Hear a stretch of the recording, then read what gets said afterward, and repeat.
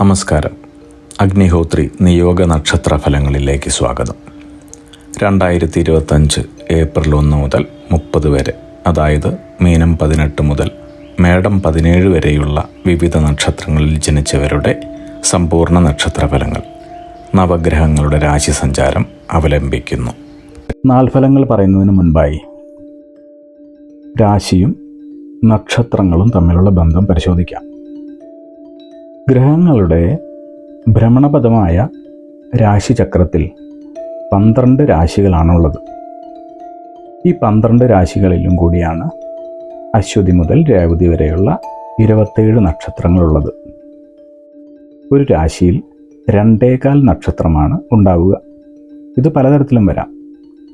ചില നക്ഷത്രങ്ങളുടെ അരഭാഗവും മറ്റു ചില നക്ഷത്രങ്ങളുടെ മുക്കാലോ കാലോ ഭാഗങ്ങളുമായിരിക്കും ചിലപ്പോൾ ഒരു രാശിയിൽ ഉണ്ടാവുക.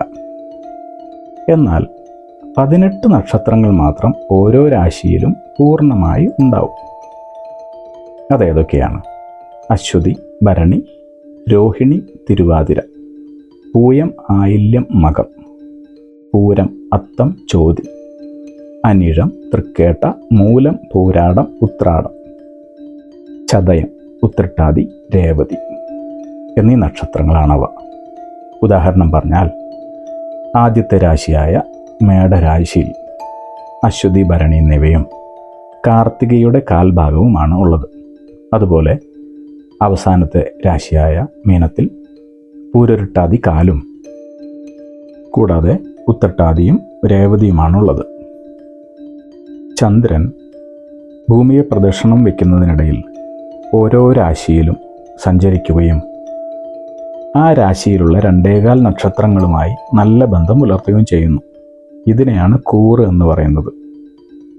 അങ്ങനെ 27 ദിവസങ്ങൾ കൊണ്ട് ചന്ദ്രൻ 12 രാശി പൂർത്തിയാക്കുന്നു.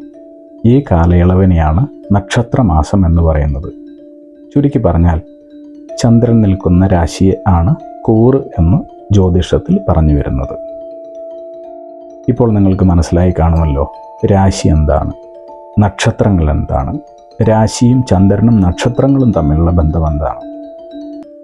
ഇങ്ങനെ വളരെ വിശദമായി ഒരു സാധാരണക്കാരന് പോലും ജ്യോതിഷത്തിലെ കാര്യങ്ങൾ മനസ്സിലാക്കാനും തന്മൂലം അവനവൻ്റെ നാളുകളും കൂറുകളും രാശിയും മനസ്സിലാക്കി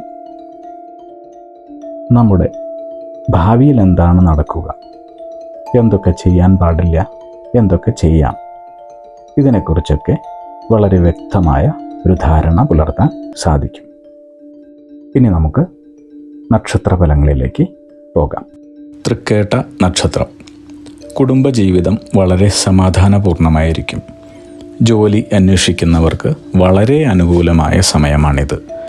തങ്ങളുടെ ലക്ഷ്യങ്ങളെല്ലാം തന്നെ നേടിയെടുക്കുന്ന സ്ഥിതിവിശേഷം കാണാം. തങ്ങളുടെ ജീവിത പങ്കാളി മുഖേന സന്തോഷവും പുരോഗതിയും വരുന്നുണ്ട്. വളരെ നിഷ്ഠയോടെ ചെയ്യുന്ന കർമ്മങ്ങൾ എല്ലാം തന്നെ വിജയസാധ്യത നേടിത്തരുന്നു. പരീക്ഷാ വിജയം, ജോലി ലഭിക്കൽ, കുടുംബത്തിലുണ്ടാകുന്ന ചില കൂടിച്ചേരലുകൾ എന്നിവയെല്ലാം തങ്ങളുടെ തുടർന്നുള്ള ജീവിതത്തിൽ സന്തോഷവും സമാധാനവും പ്രദാനം ചെയ്യുന്നു. ഈ മാസം വളരെ അടുത്ത ആളുകളുടെ വിയോഗം മൂലം വിഷമിക്കേണ്ടി വരും. തങ്ങളുടെ ആഗ്രഹങ്ങൾക്കൊത്ത് ജീവിക്കുവാൻ സാധിക്കുന്ന മാസമാണ്.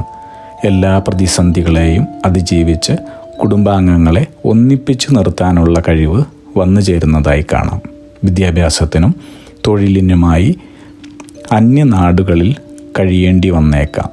അടുത്ത സുഹൃത്ത് ബന്ധങ്ങളുടെ സഹായത്തോടെ സാമ്പത്തിക രംഗത്തുള്ള തടസ്സങ്ങൾ മാറി പുരോഗതി ദർശിക്കാൻ ഇടവരുന്നു.